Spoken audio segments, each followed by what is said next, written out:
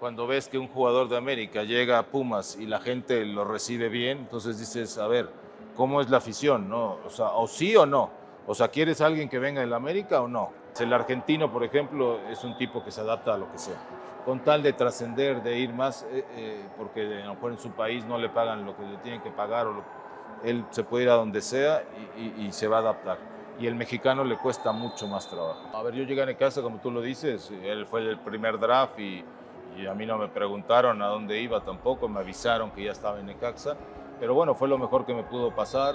No me tengo que estar peleando con tipos como Marino, como el que me diga, o sea, sigo siendo el mayor anotador de penales en el fútbol mexicano hasta la fecha. A ver, yo me fui a Argentina ganando 5 veces menos de lo que ganaba en México. ¿Por qué? Porque quería arriesgar, porque ya tenía 28 años, ya había tenido ofertas para ir a España, Italia y no se habían concretado porque eran otros tiempos y no era tan fácil que el club te dejara salir. Un periodista estúpido manejó una publicidad donde a los chavos en lugar decían, igual de ir a marchar, tienes que ir a la guerra, está el domingo a tal hora en el estadio para dejar fuera a los mexicanos, aunque nosotros no califiquemos. O sea, lo de Carrillo, a ver, y hoy lo compruebo más que nunca. O sea, yo llevé un tipo que no era a lo mejor querido por la afición. Traje un jugador como Ismael Sosa, que después fue un gran negocio para Pumas porque fue una figura de Pumas. O sea, todo lo que yo propuse, todo lo que eso por no querer invertir en ciertas cosas, hoy Pumas sigue padeciendo. No tiene canteranos, no tiene... O sea, dime qué canterano de selección nacional hay en Pumas. Tienen que traer a un chavo como Huerta y hoy figura que lo traen de otro equipo. O sea, entonces tampoco estaba tan equivocado, ¿no? Alberto García Aspe, muchas gracias por estar con nosotros en Apuntes de Rabona. ¿Cómo estás? ¿Qué tal? Muy bien, muchas gracias. Pues vamos a hacer un recorrido más o menos breve por tu carrera, pero me gustaría empezar preguntándote cómo llegaste y cómo llega un jugador de entre tantos a ser capitán de la selección de México. No, bueno, cómo llega, pues hay que trabajar muchísimo, hay que conseguir cosas importantes y respeto principalmente de los jugadores, de los cuerpos técnicos y bueno, ganártelo, ¿no? Para ser capitán de una selección, a veces es muy bonito traer el gafete, pero eso implica mucha responsabilidad en muchos aspectos, ¿no? Y es no solo con tus compañeros, sino con la misma afición, con el cuerpo técnico, con mil cosas, que eres ejemplo para los jóvenes, o sea, son muchas cosas que tienes que cuidar y no es fácil llegar, ¿no? Entonces, pues sí necesita mucho trabajo y mucha dedicación para poder conseguirlo, ¿no? ¿Recuerdas tu primera capitanía, el partido tal cual fue o no? Híjole, no, no, la verdad que no. Regularmente en casi todos los equipos acabé siendo capitán y en selección nacional, pero la verdad no me acuerdo. Lo único que puedo recordar es que era un orgullo ser el capitán de cualquier equipo, representarlo de la mejor manera. Y bueno, la selección nacional fue el mayor orgullo que puede tener un jugador, representar a México pues, en las competencias más importantes que hay, como una Copa América, un Mundial, eliminatorias, y bueno, y portar el grafete, claro que es muy bonito, pero también es una gran responsabilidad. Vamos de hacia atrás, entonces hablemos un poco de tu etapa como directivo. ¿Cuál fue tu mayor aprendizaje con todo lo que pasó con Pumas, con lo que has dicho de Carrillo, en fin? ¿Cuál fue tu mayor aprendizaje de esa etapa? No, bueno, fue un aprendizaje importante donde, a ver, tampoco fue lo de Carrillo, a ver, y hoy lo compruebo más que nunca. O sea, yo llevé un tipo que no era a lo mejor querido por la afición, porque era un buen técnico, pero reconozco que me equivoqué porque no funcionó y porque ya no era el técnico que yo conocía, ¿no? Por más que lo entrevisté, por más que hablé con él previo, porque necesitaban, tampoco había muchas opciones, porque todo el mundo en Pumas siempre quiere a alguien que haya salido de cantera. Técnicos ni había, todos estaban ocupados y bueno, desgraciadamente, y lo pensé muchísimo y sabía que si no funcionaba podía pasar lo que pasó, ¿no? Que la gente se fuera encima y que pasara todo lo que pasó, pero bueno, después pudimos dejar a Toño Torres Servín y funcionó de maravilla y casi, bueno, llegamos a la liguilla y con Casi eliminan América, al América, ¿no? no, con América, que fue el América campeón, que casi lo dejamos fuera, o sea, fue un partido, la va muy parejo en CU y en el Estadio Azteca. Pero es un aprendizaje grande, pero hoy cuando ves que un jugador de América llega a Pumas y la gente lo recibe bien, entonces dices, a ver, ¿cómo es la afición, no? O sea, o sí o no. O sea, ¿quieres a alguien que venga del América o no? Sí. Entonces ahí es donde, pero bueno, son aprendizajes importantes que uno tuvo porque a final de cuentas todo el mundo se acuerda de lo de Carrillo, pero yo en las 3, 4 temporadas que estuve, o sea, en los 2 años que estuve, calificamos regularmente. La primera no calificamos por diferencia de goles, sí calificó Sí. Chivas.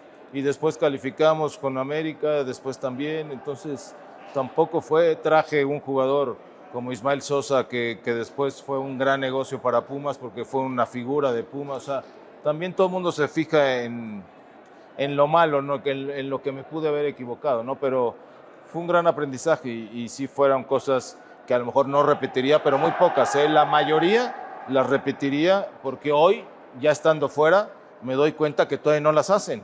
Sí. Todo lo que yo propuse, todo lo que eso por no querer invertir en ciertas cosas, hoy Pumas sigue padeciendo. No tiene canteranos, no tiene, o sea, dime qué canterano de selección nacional hay en Pumas. Tienen que traer a un chavo como Huerta y hoy figura que lo traen de otro equipo, o sea, entonces tampoco estaba tan equivocado, ¿no? En ese momento se juntaron varias cosas para que decidieras ya no seguir como directivo, o no te gustó tanto porque ya no tuviste otra etapa en algún No, otro pero equipo. a ver, fue una cosa que se dio en Pumas y sí tuve algunos otros ofrecimientos, pero la verdad que ya fue una experiencia y tendría que ser, a ver, un gran proyecto como para entrarle nuevamente al fútbol, porque te das cuenta de todo lo que se maneja tras bambalinas, ¿no? Porque uno como jugador vive de una manera, ya del otro lado son cuestiones totalmente diferentes que tienes que saberlas manejar, que tienes que estar cuidando a muchísimas cosas, a tus mismos jugadores que hacen de repente cosas que tienes que estarlos protegiendo, o sea, mil cosas que son otras funciones que bueno, que tendría, como te repito, un gran proyecto donde de veras vaya con lo que uno quiere, ¿no? Por ejemplo, el saber que fuera una institución que quisiera de veras trabajar con fuerzas básicas, de veras de hacer jugadores íntegros, algo similar a lo que es Pachuca, el grupo Pachuca, algo así para poder formar jugadores y tener, la verdad, el orgullo de poder tener esa infraestructura, me encantaría, ¿no? Pero si no, la verdad que de este lado estoy mejor.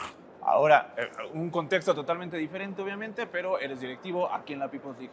Cuéntanos cómo se da el acercamiento y cómo te has sentido. No, bueno, la verdad que me he sentido de maravilla, muy contento, feliz, y más de trabajar con Luis, ¿no? Que fue el que me invita. Luis García, que es el comisionado, a ver, somos compañeros desde jovencitos, nos llevamos muy bien. Y bueno, él fue el que me invitó a que fuera el secretario general, que lo apoyara en este proyecto que se me hace un proyecto maravilloso. Y bueno, estamos trabajando con Jair, con Paul Delgadillo, en todos los aspectos, obviamente con Erika Macín, con todos los que llevaron a cabo este proyecto y estoy encantado porque pareciera que no, pero hay que trabajar mucho, hay que estar muy metido para que todo funcione, pero creo que de arranque hemos tenido un arranque sensacional, ¿no? Donde la gente ya sabe qué es la People, donde se ve el mejor fútbol, por más que me digan, tenemos a los mejores jugadores de Fut 7, entonces eso la verdad que te da, pues no te diría que orgullo, pero sí el saber que estamos, o sea, que van bien las bases, ¿no? Todavía falta mucho por hacer, pero estoy muy contento. Toda la experiencia que uno pudo haber tenido en el fútbol, también ya de directivo, Luis también fue directivo en su momento, entonces trataré de transmitirlo en esta People League que se me hace que ha arrancado de maravilla, ¿no? Aún es poco tiempo, pero ¿hay algo de la People's algún aspecto que crees que le vendría bien al fútbol mexicano, al entorno, algo que digas, si copiaran esto, el fútbol mejoraría mucho? Pues mira, algunas de las reglas creo que sí funcionarían. Eh, Inventar algo para que haya más espectáculo, que de repente no se ha perdido un poco.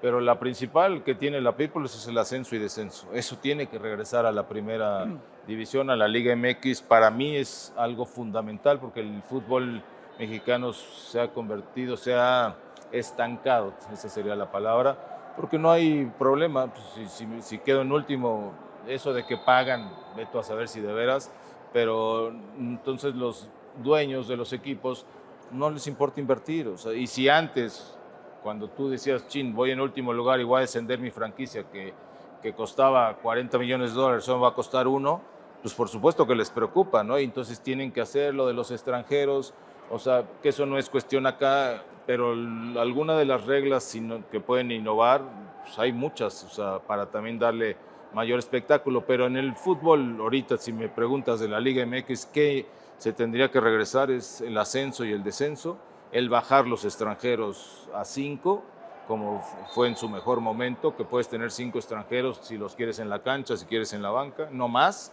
y eso obligaría a que las instituciones trabajen en fuerzas básicas y por último, pues, obviamente regresar a las competencias importantes como es Libertadores y Copa América y todo esto, que fue para mí un parteaguas para el fútbol mexicano cuando nos tocó, pues ahora sí que empezar en ese proyecto de ir a la primera Copa América en 93 en Ecuador y llegar a la final, en la Copa Libertadores que me tocó también con América iniciar esa aventura del fútbol mexicano. Entonces, yo creo que son los 3 puntos principales que yo buscaría que regresaran a la Liga MX para que pudiera volver pues, a seguir creciendo. Hoy dicen, no, es que ya Estados Unidos está igual, ya nos rebasó, si ya están todos Centroamérica, ya no es el gran... Pues es que México se ha estancado, no hemos seguido creciendo y buscando algo diferente porque hemos seguido haciendo lo mismo durante muchos años. Ahora, fuiste capitán en prácticamente todos lados donde estuviste, sabías alzar la voz obviamente cuando había que hacerlo, pero tú mismo has dicho tu perfil un poco más serio, no tan extrovertido. Sin embargo, cuando te retiras, recibes la invitación para entrar a medios de comunicación. ¿Cómo llegó y cómo te sentiste al inicio?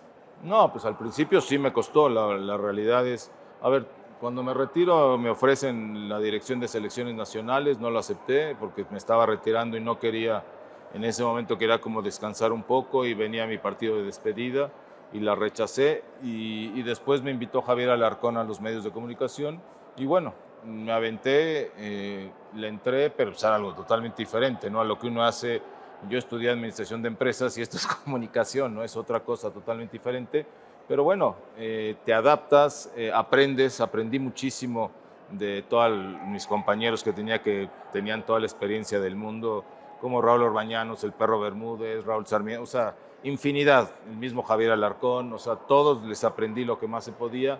También tomé cursos, o sea, de muchas cosas que también en ese aspecto Televisa nos ayudó, o sea, nos hizo nos metió a varios cursos de varias cosas de comunicación y para saber hablar en televisión o sea, y eso se los agradezco y bueno, me fui encontrando, al principio me costó un poquito de trabajo, pero después ya ahorita te puedo decir que llevo 20 años o sea, llevo lo mismo que jugué fútbol, ahora llevo lo mismo ya en los medios, entonces pues uno se va adaptando, ¿no? Y te vas poniendo tus metas y vas encontrando diferentes objetivos y diferentes metas y gracias a Dios las he ido consiguiendo, ¿no?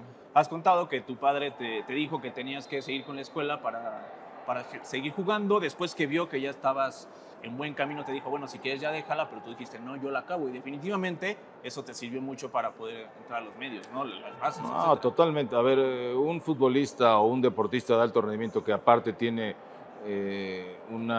o sea, un título académico, lo tratan diferente, ve las cosas diferentes. Para mí es vital, o sea, por eso hoy en un programa en la mañana es lo que discutíamos, ¿no? A ver, ¿por qué en Estados Unidos, o sea, si el jugador no llega a ser profesional, pero bueno, ya tiene una carrera pagada totalmente porque a lo mejor es buen futbolista, pero no le da para llegar a primera división o a la MLS, pero tiene toda su universidad pagada, ¿no? Y creo que eso es más importante que cualquier cosa. Cuando tú eres deportista, no, es que ahora no se puede porque no te da los tiempos y A ver, no es cierto. Hoy es más fácil que antes porque antes no había los medios electrónicos que hay, todo lo puedes hacer por línea y por Zoom y por todas estas cosas que en nuestra época no había y la verdad sí era desgastante, pero si te lo propones se puede. Y lo único que sí te puedo decir es que el tener tu carrera académica te abre panoramas totalmente diferentes, ¿no? Como decías, jugaste 20 años, ya llevas prácticamente un poquito más de 20 años igual ya en los medios. Empezaste en tele abierta, fuiste a televisión por cable, ahorita estás en un proyecto casi digital. ¿Cuál has sentido que ha sido la mayor diferencia? Y antes también hemos visto una evolución en ti, que por ejemplo ahorita aquí en la People's como mucho más bromista, más extrovertido. Entonces, ¿cómo has sentido esa evolución y las principales diferencias a lo largo de estos 20 años? No, pues muchísimas, o sea, son etapas como en el fútbol, ¿no? A ver, todo el mundo te pregunta, ¿a qué equipo quieres más? Pues a ver, quiero a todos donde jugué porque fueron diferentes etapas de mi vida. Pumas fue mi escuela, Necaxa fue mi esplendor, América la pasé de maravilla en un equipo que es diferente a todos, después Puebla fue donde me retiré y me quedé a vivir, o sea, son como diferentes y en los medios es igual. A ver, empecé en Televisa, ahí fui aprendiendo, aprendí muchísimo, estuve 10 años, después pasé como tú dices, a un sistema que era por paga, que es Fox Sports, lo que tú quieras. Hoy estoy en un medio que estoy feliz, la verdad feliz, porque, a ver, se juntó con esto de la People's, que es algo similar y que todo ya es digital. A ver, el mundo está yendo hacia esto, ¿no? Y estoy encantado porque estoy trabajando con gente joven y eso a mí me ha rejuvenecido muchísimo, ¿no? Porque después te acostumbras a ser como más serio, a hablar nada más de fútbol, pero seriamente, y si no saben algunos de fútbol, como que no te sientes a gusto. No, no, hay que disfrutar y hay que platicar. En lo que estoy haciendo en Caliente TV, la verdad estoy encantado de la vida, y aquí también, ¿no? Porque hablas de fútbol, pero también echas relajo, estás más natural. En Caliente TV voy así, si quiero ir a trabajar voy así, no tengo que ir de traje, o sea, no es tan formal todo, no me tengo que estar peleando con tipos como Marino, como el que me diga, o sea, ¿sí me explico? O sea, entonces estoy muy natural y eso a mí me encanta y puedo estar transmitiendo pues lo que soy en realidad, ¿no? Antes de pasar a otro tema, tiene que ver con lo de Marín. En lo general hay mucho recelo luego del comunicador, del periodista respecto a los exjugadores, técnicos, en fin, que estén en las mesas de análisis. Pero todo lo contrario, ¿no? El periodista tiene que presentar a los especialistas, que en este caso son ustedes. Sin embargo, hay un recelo a veces por parte de quienes están en las mesas. Eso ha sido un poco, tú ya tienes muchos años, pero sobre todo al inicio o en estas mesas, como con Marín, complicado sentir como a veces un ataque, un recelo por tu Mira, posición de no exjugador. es que no es recelo, yo creo que es más, obviamente, la verdad son muy buenos porque saben cómo hacerte enojar y saben por dónde ir, y eso quiere decir que son buenos periodistas. O sea, a ver, yo a Marín lo conozco desde que tenía 13 años, o sea, yo ya era futbolista y él empezaba en los medios, ahí que me acuerdo con La Madrid y todo. Entonces, a ver, no pasa nada, pero a lo que yo voy principalmente es que de repente la televisión se convirtió en buscar el rating. O sea, y el rating, que es pelearte en televisión o ya hasta ver gente que ya lo hace planeado, que dices, esto no es natural. O sea, si me enojo es porque es natural y porque estamos discutiendo de fútbol o de algún tema en específico que podemos pensar diferente, pero no planeado, ¿no? O sea, entonces, la realidad es, por eso te digo que yo estoy tan contento ahorita, porque, o sea, puedes hablar como quieres. No te estoy diciendo que digas groserías, pero de repente se te puede salir una y no pasa nada. O sea, son muchas cosas que cambian, pero, a ver, tampoco toda esa etapa que viví aprendí una barbaridad, o sea, una barbaridad con toda esa gente, esos periodistas que tú dices, que también tienen muchísima experiencia y que son muy buenos, ¿no? Y que saben, son pocos los que te saben sacar todo eso, ¿no? Si quieren ir hacia un lado, pues te van llevando y tú al principio tontamente, después ya lo sabes manejar tú también, pero al principio te llevan fácil y te hacen enojar porque pues, es su trabajo, ¿no? Mi primer recuerdo, yo nací en el 92, mi primer recuerdo tuyo como jugador de un equipo es con el América. Yo le voy al América, te vas al Puebla, que es que ya lo tengo todavía más claro. Saliste, has contado un poco un problema con América, te vas a Puebla, un equipo que iba a luchar por el descenso. Tuvieron, cuando llegaste, un inicio complicado. ¿Por qué decidiste ir a Puebla, a un equipo tan complicado? ¿Y qué fue lo que más aprendiste también de esa experiencia? No, a ver, fue una de las mejores experiencias que tuve en mi carrera. En la vida había estado en un equipo que iba a pelear el descenso y que yo lo decidiera tampoco fue así, ¿no? O sea, yo no tomé la decisión. A mí en principio me quería Tigres, que estaba Miguel Mejía Barón y me habló y me pidió y todo. Y lo que pasa es que no se arreglaron con América, no hubo esa negociación. Yo tenía un año más de contrato con América y sí, con un altercado que tuve con el técnico y con ciertos directivos, la verdad opté por salir, dije, no, yo aquí es que me voy a quedar. Y bueno, y se dio. A ver, yo estaba en la Copa América de 99 en Paraguay y me avisaba mi representante, ya estás en Monterrey, no, ahora ya estás en Tigres, ah, no, ahora ya estás en León, ah, no, o sea, era que la verdad que hasta me quitó la concentración en la selección. Es normal porque pues, no sabía ni dónde iba a acabar. Al final el Puebla desciende, compra a Curtidores que había ascendido y se puede mantener en Puebla. Y ahí es el equipo con el que se negocia y es el que paga mi ficha para ir y acabo en Puebla. Y a lo mejor sí, fue la primera vez que llegué y que dije, chinos, ahora sí vas a pelear abajo, que es una presión totalmente diferente a estar peleando arriba. Pero bueno, fue yo creo que algo maravilloso, que ahora llevo más de 24 años viviendo en Puebla, entonces la verdad que me adapté muy bien, sí fue difícil al principio, pero ese equipo que estaba peleando el descenso lo llevamos casi a una final, ¿no? Entonces, y eso me hizo regresar a selección nacional, a jugar una nueva Copa América en 2001, a jugar un Mundial en 2002. Entonces, la verdad que fue una etapa maravillosa también. La gente me recibió y me sigue queriendo en Puebla y yo amo también a Puebla y al equipo. Como, a ver, fue una experiencia diferente, pero que la pudimos sacar adelante y que te digo, de estar peleando el descenso, que podías volverte a ir, porque no es fácil cuando compran una franquicia, armar un equipo nuevo, todo, y después trabajar para llevarlo a casi una final, la verdad que fue una experiencia maravillosa. Quizás la mejor etapa profesional de tu vida, llegas a Necaxa, en tus planes estaba un tanto más ir a otro equipo, a Cruz Azul, llegas a Necaxa, te mueven de posición a la posición en la que igual te harías más emblemático, tendrías más años en selección, metes más goles, ganaste 2 títulos, llegaste a finales. ¿Qué es lo que más recuerdas entre todo eso de tu estancia en Necaxa? No, a ver, la estancia en Necaxa es la mejor etapa de mi vida por muchas cosas, por muchos también circunstancias y situaciones que pasaron, ¿no? A ver, yo llegué a Necaxa, como tú lo dices, él fue el primer draft y a mí no me preguntaron a dónde iba tampoco, me avisaron que ya estaba en Necaxa, pero bueno, fue lo mejor que me pudo pasar. Fue un equipo también que era como de media tabla, ya con grandes jugadores, pero que fuimos formando una familia, fuimos formando un equipo que se convirtió en el equipo de la década porque supimos hacer una familia, ¿no? Y con grandes jugadores. Empezamos con Roberto Saporiti. A mí el directivo que me llevó fue el licenciado Vargas. Después llega Enrique Borja y Enrique Borja es el que trae a Manolo Lapuente. Y bueno, pero fueron, a ver, estuve en Necaxa como 7, 8 años, ya la verdad ni me acuerdo. Pero como dices, ¿no? Ganamos 2 títulos. El primer título fue un momento muy importante porque yo tuve ahí un problema cuando nace mi segunda hija. Mi mujer estuvo muy grave y era en plena liguilla, o sea, eran muchas cosas que se dieron y el conseguir el título después de más de 57 años, ver el estadio repleto de gente necaxista fue algo espectacular. Entonces, sí fue una etapa maravillosa, recuerdo toda esa etapa de Necaxa, después me fui a Argentina, regresé a Necaxa y fuimos bicampeones, casi hacemos el tricampeonato, si no es porque Bricio se equivoca y nos mete el gol de cabeza a Borghetti, que era fuera de lugar así, que si estuviera el VAR no hubiera pasado.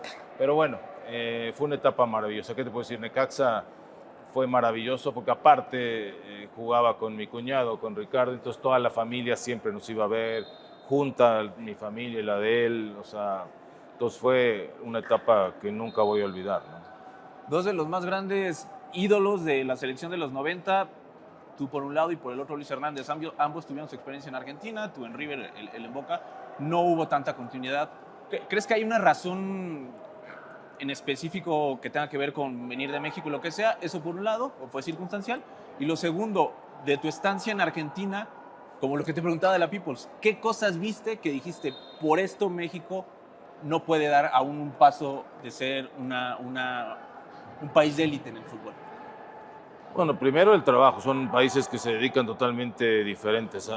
Argentina es a formador de jugadores y a venderlos. O sea, Argentina a eso se dedica, trabaja muy bien en fuerzas básicas, tiene muy buenos formadores, le paga muy bien a los formadores. O sea, un formador te puedo decir que gana lo mismo que el técnico de primera división. Entonces, son ahora sí que filosofías totalmente diferentes. En México quieres traer gente de fuera, tenemos los extranjeros. En su momento se trabajaba muy bien, hoy hay pocos equipos que trabajan bien en fuerzas básicas como Grupo Pachuca, América, o sea, creo que párale de contar, o sea, no hay tantos jugadores que salgan como deberían de salir en un fútbol mexicano, porque te puedes preguntar, dices, a ver, Uruguay, ¿cuántos habitantes tiene y cuántos jugadores saca y cuántos se van a Europa y cuántos funcionan? O sea, son cosas que México, y la otra es la mentalidad, en el sentido de que en Argentina pues todos quieren inmediatamente salir del país, o sea, trascender así a lo más joven que puedan para que los vendan a Europa y puedan salirse de Argentina a ganar a un equipo europeo y hacer bien las cosas allá. Esa es la realidad. Yo recuerdo, a ver, Hernán Crespo, que era compañero mío, tenía 18 años y hubo un partido que hace 3 goles y ya costaba $15 millones en un partido porque era el Gráfico, que era una revista que vendía jugadores, o sea, así de fácil, y se iban a Europa, ya estaba vendido al Parma, o sea, entonces son cosas, cuestiones diferentes, y en México no tienes esa, en México se paga bien, el jugador muchas veces muy cómodo y entonces no quiere arriesgar nada, estás en tu zona de confort y no arriesgas. No estoy diciendo que todos, ni estoy generalizando. A ver, yo me fui a Argentina ganando 5 veces menos de lo que ganaba en México. ¿Por qué? Porque quería arriesgar, porque ya tenía 28 años, ya había tenido ofertas para ir a España, Italia, y no se habían concretado porque eran otros tiempos y no era tan fácil que el club te dejara salir. Pero bueno, esa creo que es una gran diferencia. O sea, el jugador acá se siente bien, no le gusta tener que adaptarse muchas veces a otros países, la familia es muy importante, o sea, son muchas cuestiones que creo que son diferentes. El argentino, por ejemplo, es un tipo que se adapta a lo que sea, con tal de trascender, de ir más, porque a lo mejor en su país no le pagan lo que le tienen que pagar, él se puede ir a donde sea y se va a adaptar. Y el mexicano le cuesta mucho más trabajo. De ese momento de pasar a River hubo dos cosas que me llamaron la atención, que uno, que también estaba el proceso para Salamanca, pero bueno, se dio lo de River para ir a Europa, que creo que definitivamente hubiera sido una gran experiencia para ti y que hubieras tenido una carrera bastante importante, aunque ya estuvieras un poco grande. Y la segunda, algo curioso que contaste creo que con Alarcón, que todo se da un poco por el tema de unas botas de tu esposa. Bueno, y sí. lo que te quería preguntar, ¿sí cambiaron las botas? No, nunca se cambiaron, No ni se sirvieron cambiaron. para nada, sirvieron para que me fuera a Argentina a vivir, nada más. A ver, en 94 me querían en Italia y no se dio, o sea, porque no me avisaron nada, porque yo no tenía representante, o sea, por muchas circunstancias, después del Mundial de 94 a mí me querían 2 equipos en Italia, después se da lo de 95 y por eso exactamente eso que dices de las botas, yo me entero de que después de ser campeones con Necaxa, de que el que me quería en Argentina era el Zurdo López y me quería para Independiente, que ese año fueron campeones de la Sudamericana. Y no me dice nada otra vez. Y cuando me entero, porque para lo de las botas hablo y me dice uno de los representantes que, o sea, me cuenta la historia, porque él me dijo en la fiesta ya de que habíamos sido campeones, háblame mañana. Y el técnico me dice, no le hables, déjalo. Y no le hablé, le hice caso y después me entero de esto y bueno, es una historia. Sí. Y acabé en River por esta situación, aunque tenía la opción de ir a Salamanca, que también me quería el técnico y ir a sí, hacer pretemporada bien, llegar así a un equipo que acababa de ascender, lo que tú quieras, pero era equipo de primera división de España y me pagaban mucho más, o sea, era algo diferente, pero bueno, se dio y la verdad no me arrepiento porque en Argentina aprendí una barbaridad. También reconozco que me equivoqué en algunas cosas, pero aprendí, fue más una experiencia de vida que de futbolística, ¿no? Y bueno, me sirvió para después crecer en todos aspectos, no solo como futbolista, sino como ser humano, ¿no? Dos cosas de tu etapa en Pumas. La primera, ¿cuál fue la sensación cuando después de 2 finales perdidas con América, finalmente en el 91 alzas el trofeo con Pumas? No, bueno, fue la mejor experiencia de mi vida. O sea, a ver, yo debuto, le hago gol a Celada en la final en 84, nos empatan al final, después 0-0, nos vamos a Querétaro y perdemos, ¿no? Fue frustrante porque tuvimos para ganar, pero bueno, pierdes. Después en 87-88 otra final y volvemos a perder. No solo esto, sino a mí me rompen el tobillo, me tienen que operar. En esa final, en una barrida que hace Hermosillo, me rompe el tobillo y bueno, te vas fuera. Y después ya la tercera, yo me acuerdo que decía, si no gano esta final no voy a ganar nunca una final. O sea, no dormí la noche previa de esa final ya en CU, porque el primer partido perdimos 3-2 con América y el siguiente partido era en CU, la final sábado a las 3 de la tarde. Y bueno, pero gracias a Dios la tercera fue la vencida porque lo teníamos muy claro y teníamos un equipazo también. Y bueno, después de todo eso también son aprendizajes, ¿no? Las derrotas, si las sabes aprovechar y las sabes canalizar, son muy importantes para crecer en todos aspectos, ¿no? Todo mundo se cae y esas 2 finales pues a mí me dieron un aprendizaje muy grande, ¿no? Y que la lesión también, porque tardé después una lesión de la rodilla muchos años, ¿no? Que de muchos años, muchos meses, o sea, era para estar 3 semanas y regresar y me eché 8 meses, porque se infectó por muchas cosas que no teníamos la tecnología de ahora, pero te digo, son experiencias que uno tiene que ir asimilando para crecer, ¿no? Y la otra, Pumas sacaba jóvenes por montón. Cuando llegaste tú, tenías gente arriba que también había salido de Pumas y parecería que ahora las estructuras, en teoría, están mejores, hay más herramientas. Muchos jugadores, por ejemplo, en aquel entonces, vienen como tú del Asturiano, que no era un semillero meramente profesional.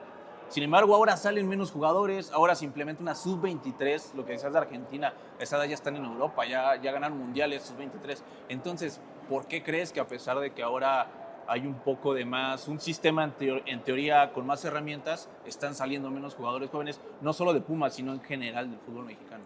Porque cambió totalmente. A ver, nuestra etapa en Pumas como cantera, que era la mejor cantera lejos de México, los jugadores llegaban solitos, y todos queríamos ir a Pumas, que sabías que podías debutar si tenías capacidad y porque se trabajaba muy bien con los jóvenes. A lo mejor se pagaba muy poco, pero te apoyaban en los estudios o en ciertas otras cosas y te formaban.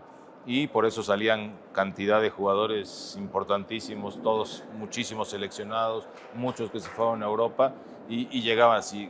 Esto cambió, o sea, el fútbol se volvió mucho más profesional, entonces ahora para tú tener jugadores de calidad los tienes que ir a buscar, no te van a llegar solitos y eso muchos canteras lo dejaron de hacer, pensaron y vivieron ahora sí que en el pasado de que les iban a seguir llegando y hacían sus pruebas y citaban y todos iban no, eso cambió, todos los jugadores se los pelean, los visores van y van a toda la República Mexicana y para eso necesitas inversión, necesitas meter dinero y eso lo hace por ejemplo Pachuca muy bien y va y trae y si tiene que traer a la familia, bueno, lo hacen todos los equipos en Europa y lo hacen cuando sus visores van y van recabando para las fuerzas básicas y los van formando, pero tienes que irlos a buscar, si no ya vas a encontrar ahora sí que a lo peorcito de los chavos, porque todo el mundo, los equipos importantes, está yendo a buscar a esos chavos para tenerlos. Entonces cambió muchísimo y muchos equipos no se adaptaron, ni quisieron, ni quieren muchos meter,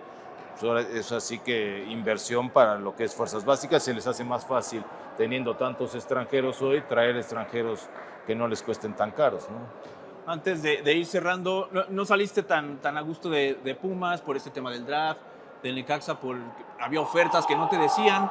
Después, cuando estuviste de directivo, ¿entendiste un poquito más esa parte o por el contrario, reforzaste que los equipos muchas veces no tienen el mejor trato con el jugador? O sea, ¿cómo te sentiste ya viéndolo desde el otro lado? No, a ver, yo siempre busqué tener una buena relación con los jugadores, pero también entiendes el lado directivo, ¿no? Que también no puedes regalar a un jugador, tienes que, a ver, a ti te costó tanto, pues también tienes que recuperar tu inversión, o sea, o si en esa posición no tienes quien reemplace a un jugador, pues tampoco tan fácil lo puedes dejar ir. Son muchas cosas que ves y que aprendes porque es totalmente diferente estar ya como directivo a estar como jugador, ¿no?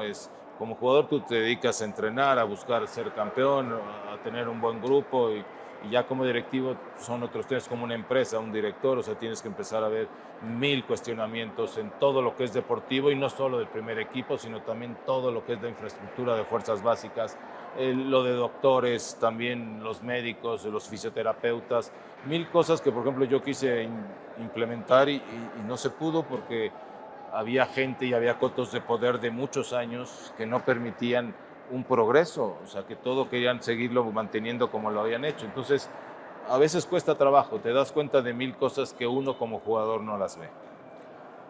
4 de agosto del 99, yo estaba en la cocina con esta tele todavía de traca-traca, estaba mi papá, estaba mi hermano, mi mamá medio aburrida, pero ahí estaba, viendo en la tele el partido México contra Brasil de las Confederaciones, viéndote a ti alzar la copa al lado de Claudio Suárez. ¿Qué es la primera sensación que recuerdas cuando piensas en ese momento?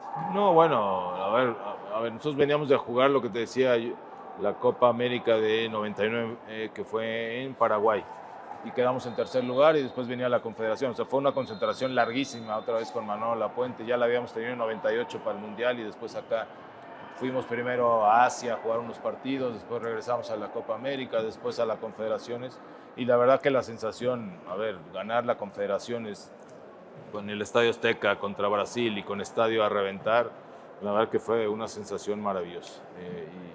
Y la verdad que te reconforta el que la gente haya salido feliz, el que tú sepas, o sea, ganamos ya un título FIFA que fue muy importante, y a mí, bueno, ¿qué te puedo decir? Lo disfrutamos muchísimo, principalmente por la afición, ¿no? Que salió, pero súper feliz, ¿no?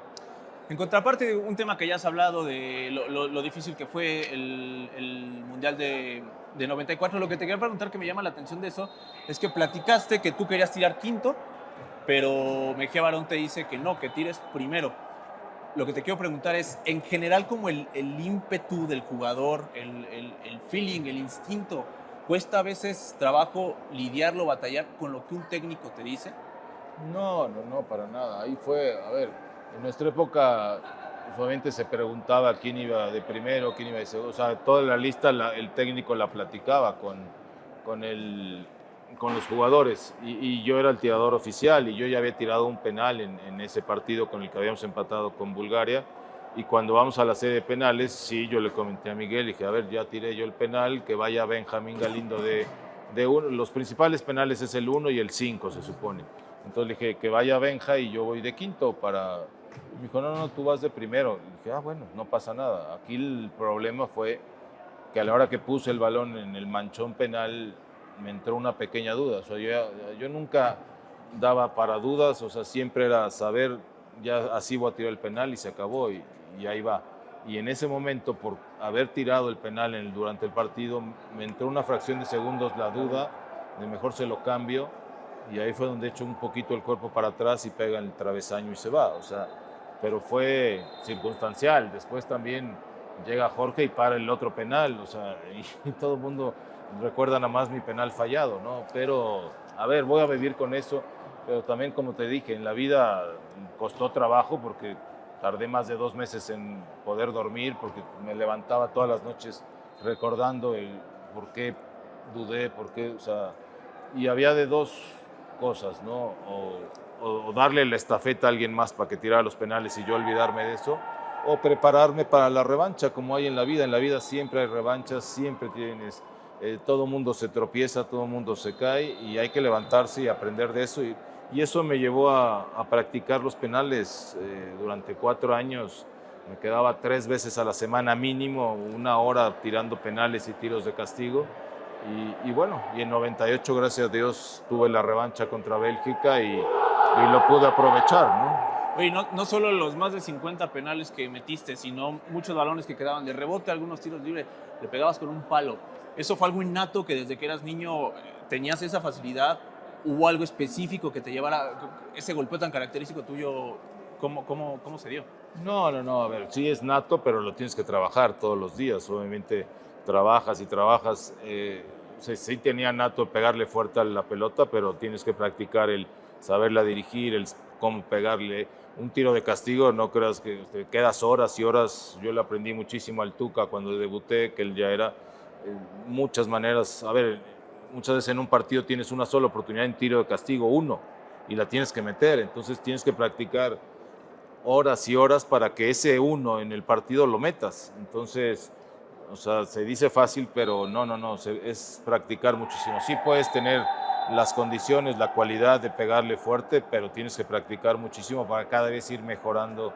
Y por ejemplo, lo de los penales que me preguntabas, también cuando ya te conocen, pues los porteros te estudian, entonces tienes que empezar a aprender a tener 15 maneras diferentes de tirar un penal, ¿no? Y tú también conocer a los arqueros y saber más o menos a dónde tiran y ganarles, ¿no? Y mentalmente no tener ningún problema para la hora de que vas a enfrentar a cualquier arquero, sepas dónde le vas a tirar y se lo vas a meter, ¿no? Había 3 goles que quería comentar rápido contigo. Uno ya lo mencionaste, que es el de Bélgica, que es regresar al Mundial, tirar el penal, cómo te sobrepusiste. El segundo es una en eliminatorias contra Honduras, que es un tiro justo de castigo, como de 3 dedos sin ángulo. Y el otro, que no sé si tanta gente se acuerda, en Puebla metiste un gol de chilena. Sí, con Puebla. Cuando tú empezaste estaba Negrete en tu posición, o sea, ¿es algo que practicabas también más o menos mucho o eso se dio en el momento? No, o sea, sí lo practicaba y mucho lo practicas cuando juegas tenis balón y eso que te echas las chilenas para ganar el punto y 1000 cosas, pero no, la verdad que sí, ese gol, pero sí lo recuerda mucha gente porque me lo recuerda ese gol de chilena que le hice al Atlante y fue de los últimos, ya fue en mi última etapa con Puebla y fue un golazo, la verdad. Pero el que más recuerdan sí es el de Honduras, ¿no? ¿Por qué? Porque era una eliminatoria, era la eliminatoria para el Mundial del 94, había un solo puesto porque Estados Unidos ya estaba en el Mundial y ese partido lo teníamos que ganar sí o sí. Y nos trataron, llegamos a una guerra, o sea, porque nos trataron como si fuera una guerra, con tal de que nosotros quedamos eliminados, iban a hacer lo que sea, un periodista estúpido manejó una publicidad donde a los chavos en lugar decían, igual de ir a marchar, tienes que ir la guerra está el domingo a tal hora en el estadio para dejar fuera a los mexicanos, aunque nosotros no califiquemos, o sea, una cosa terrible que de milagro no hubo muertos al final del partido, pero fue un gol al minuto 2, donde al estadio lo dejaste callado, parecía cementerio y después ya les metimos 4. La verdad que ese gol lo recuerda todo mundo, o sea, todo el mundo me recuerda ese gol y sí, fue un gol, la verdad, muy lindo, complicado porque no estaba fácil, pero bueno, lo intenté y salió, ¿no? Además de estos goles, en la primera final con América, ¿hay alguno que a ti te haya marcado mucho que quizás no sea tan conocido? No, la verdad que no, a veces ni me acuerdo de muchos goles. Lo único que te puedo decir es, a ver, yo soy medio volante y hice casi 160 goles. Entonces, la verdad creo que de los máximos anotadores de medios campistas somos Galindo y yo. Sigo siendo el mayor anotador de penales en el fútbol mexicano hasta la fecha. Entonces, pero todo eso es a raíz de las experiencias y de que el aprendizaje y el reponerte, ¿no? Entonces, la realidad es que así un gol en especial, el de Honduras es el que siempre me recuerdan y los que me gusta, uno que me gusta muchísimo es el que le hice a Perú en la Copa América 93, en una que Hugo Sánchez me la retrasa y pego y pegan los dos postes y que les ganamos ese partido a Perú y ahí seguimos avanzando para la semifinal con Ecuador. Ese también es un gol que mucha gente se acuerda y que le gusta mucho. Dos cosas más y terminamos, Beto. La primera, nosotros nos llamamos apuntes de Rabona. Generalmente a los invitados les preguntamos qué es una Rabona para ellos. A veces son periodistas, ahorita estuvo Paul Delgadillo. Yo ahorita al contrario te quiero decir lo que se me ha hecho como la Rabona que me llamó mucho la atención, que es que cuando tú tenías 5 años te habían dicho que no te podías inscribir porque necesitabas tener mínimo 7 para ir a jugar. Fuiste a buscar tu acta, tus cosas y tú encontraste la manera de meterte. ¿Qué recuerdas de ese momento? No, bueno, a ver, es un recuerdo que nunca se va a olvidar porque así fue y fui, de ahí nunca más ningún chavo pudo inscribirse porque después se armó un relajo porque jugué 4 años en esa misma categoría y éramos campeones siempre, y entonces los papás se enojaban y decían que yo ya era cachirul y cuál, o sea, empecé 2 años antes. Pero, a ver, la insistencia y las ganas de conseguir tu meta y tus objetivos, o sea, tenía 5 años y dije, no, yo no voy a esperar 2 años más para jugar. Entonces fui por mi acta y por mi cese y yo me inscribí. Y al principio los papás obviamente no querían, no sé ni qué hice, ya no me acuerdo, pero al final lo conseguí y eso es lo que le tienes que promover a los chavos, ¿no? Hay que siempre luchar por nuestros objetivos, por nuestras metas, tenerlas muy claras a dónde quieres ir y ir las metas a corto, mediano y largo plazo, hay que ir por ellas. Y desde los 5 años yo lo intenté y lo pude conseguir esa primera meta y de ahí vas creciendo en tus metas hasta llegar al objetivo que uno quiere, ¿no? Y eso es lo que yo recuerdo. Recuerdo el apoyo de mis padres en todos los aspectos, que eso se los voy a agradecer siempre porque nuestra etapa era totalmente diferente a lo de ahora, que los papás se avientan de cabeza porque sus hijos sean futbolistas. En nuestra época era, no, ¿cuál futbolista? Vete a estudiar. Y así tengo infinidad de amigos que juegan muy bien y que los papás no los dejaron jugar, y que tuvieron que estudiar y que quedaron frustrados porque no sé si hubieran llegado, pero jugaban muy bien. Entonces, esos son 2 puntos que yo siempre voy a agradecer, ¿no? El apoyo de mis padres.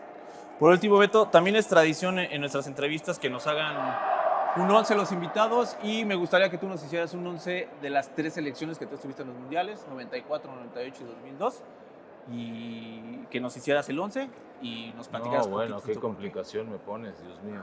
Por favor. A ver.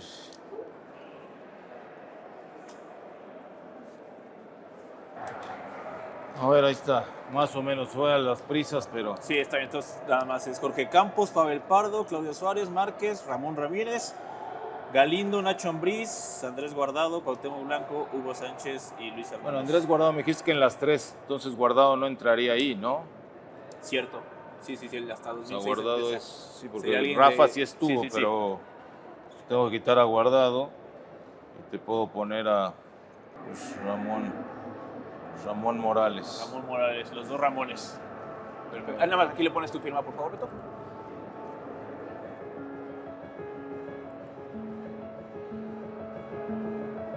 Listo. Pues te agradezco mucho el tiempo. Soy Alberto García Aspe, exfutbolista.